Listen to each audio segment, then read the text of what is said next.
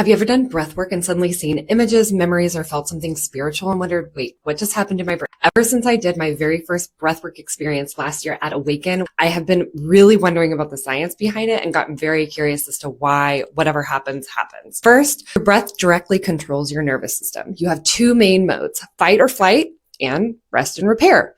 When you slow your breath, especially when you lengthen your exhale, you activate something called the vagus nerve. It tells your body, I'm safe. When your body feels safe, your subconscious starts to open. Because the subconscious doesn't open when you're in survival mode, it opens when you're regulated. That's why I talk about nervous system regulation so much. Now let's talk about the more intense breath work, the kind where you breathe continuously and deeply for a while. That actually changes your blood chemistry.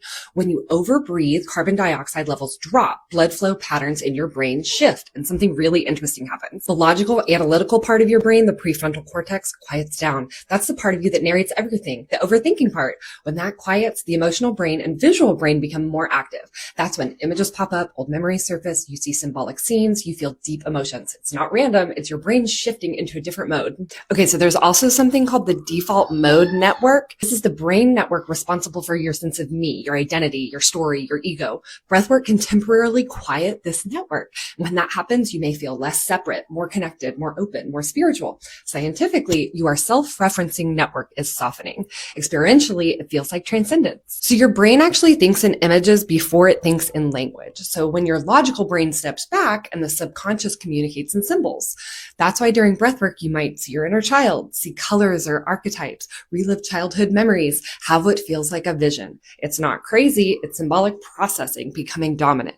Your subconscious doesn't speak in English, it speaks imagery and sensation. Breathwork can also activate stored stress. If your body never fully completed a stress response, fight, flight, or freeze, that energy can get stuck. Breathwork brings it up in a safe container. That's why oftentimes people will shake, cry, feel heat, tingling, have a sudden emotional releases. I know for me, in one of my experiences, I almost had an actual orgasm.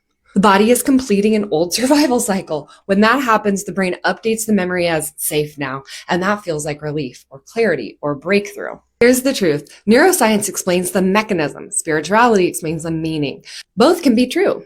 Breathwork changes your nervous system, your brain network activity, your emotional processing. And when ego softens and safety increases and symbolic imagery opens, it can feel sacred. That doesn't make it imaginary. It means your brain and your body are accessing deeper levels of consciousness. So if you've ever had visions during breathwork, you're not losing it. Your nervous system shifted. Your logical brain softened. Your subconscious got the mic. And that is super freaking powerful. If any of this resonated with you or you're curious to learn more, be sure to hit that follow button and stick around.